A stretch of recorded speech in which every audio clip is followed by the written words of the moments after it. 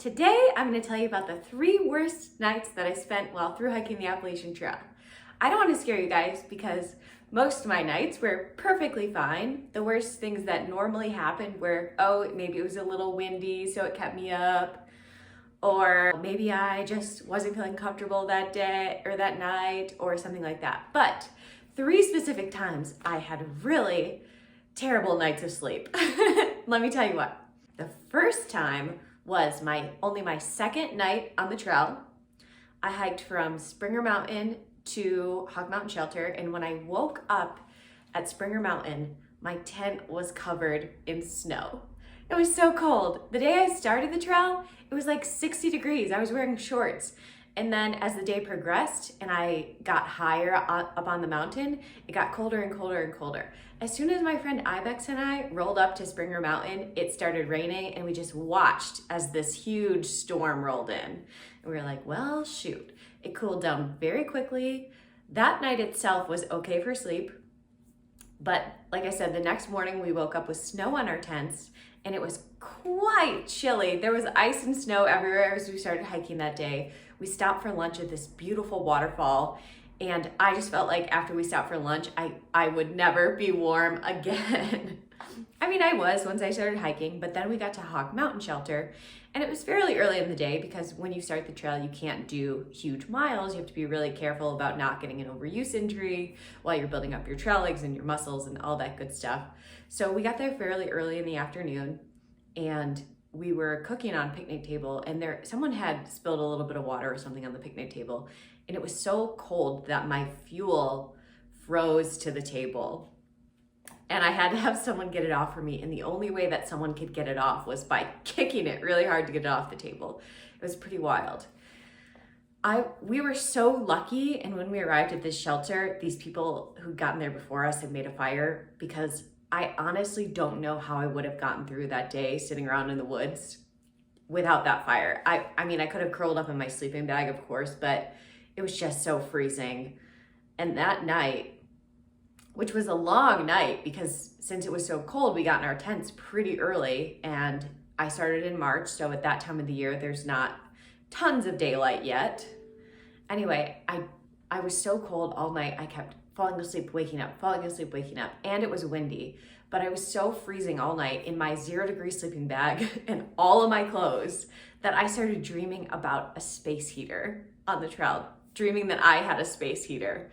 And of course, I woke up and there was no space heater, and I just remained so cold. I'm not totally sure how cold it got down to, but I heard with the wind chill, it got down to about 6 degrees. I'm a really cold running person, so that was really brutal for me. The second worst night I had on the trail, I was at Iron Mountain Shelter in Tennessee. Really lovely area. The hiking around there is super pretty. It's not too far from the Virginia border. But I woke up in the middle of the night and I heard this huge animal just plodding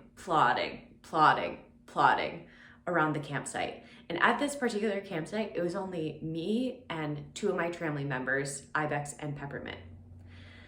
And I just lay awake, like hearing it get closer and closer, plodding, pacing.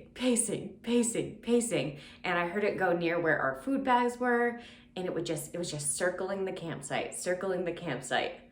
So I hear Peppermint make a noise in his tent. Ibex will sleep through freaking anything. She's hard of hearing, and she is a heavy sleeper. So I heard Peppermint move, and I was like, Peppermint? And he was like, yeah? And I was like, do you hear that? And he was like, yeah. And I was like, do you think that's a bear? And he was like, yeah. And I was like, so then I just sort of like laid in my tent thinking about how I forgot to put my toothpaste up in my food bag when I hung it, and the bear continued around for quite a while, and then it eventually left, and I got a little bit more sleep, but not too much. Then when I came out of my tent in the morning, I look over and I get startled real quick because only just a few feet from my tent was a deer sitting there eating grass. Luckily, it was not the bear. And I know for a fact this was a bear because 2 days later, my friend head chef came and stayed at that same shelter, and he actually saw the bear. So I'm not crazy, it was a bear and it was scary. And I'll just say that bears, for the most part, just want to stay away from people. They might try to steal your food in the middle of the night, but for the most part, they're gonna stay away from you. But there are some more aggressive bad bears out there. And that Iron Mountain shelter bear was brave, I'll say that. Not scared by our scents or anything like that. Anyway, the third worst night that I spent on the trail was in the middle of Pennsylvania. I don't remember exactly what campsite I was at, but we got hit with a really intense thunderstorm. And I'm talking, I was in my tent and it starts pouring down rain, and this thunder is cracking overhead and there's lightning, and it sits there, this storm sits on top of our tents for like 5 hours. It did not move. After an hour or so of this, I checked the radar. Literally, it's in the red, just sitting right over where we are. It was wild. So after an hour or two of this, my tent starts flooding. And I was fully awake because the thunder was so loud and the rain was so intense. And I watch as this water just starts to get deeper at the bottom of my tent, and I'm like, well, shoot, what do I do? So I quickly pack up all my stuff, put everything into dry bags so it wouldn't get wet, and I end up having to move my tent into higher grass, like off the campsite into high grass. And I was like, wow, I really hope that this holds. Meanwhile, Chef texts me. He's in his tent watching movies. He had a Z-Pax duplex. I had a Big Agnes Fly Creek too.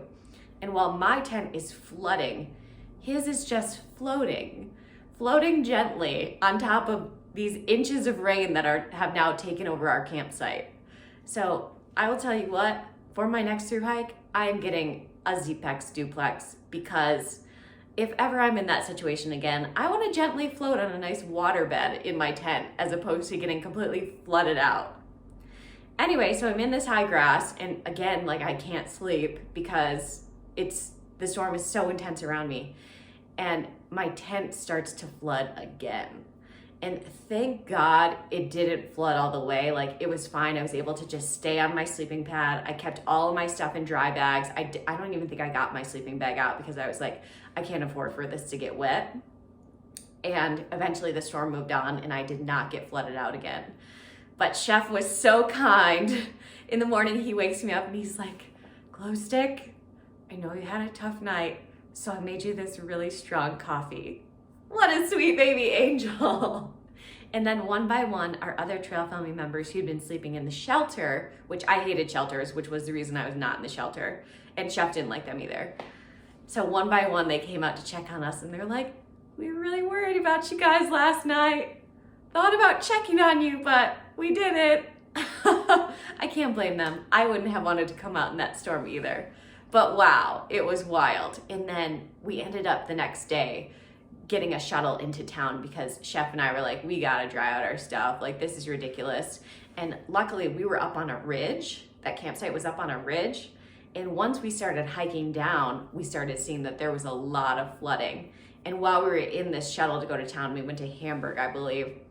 We just watched out the window as like all these different areas were flooded, and we had to drive through a couple of deep areas of water, which was pretty intense. But by the time we got back on the trail, the water had subsided and things had pretty much gone back to normal. A little wet still, but pretty much back to normal. So those were my 3 worst nights on the trail. I guess if those were my worst, it's really not so bad.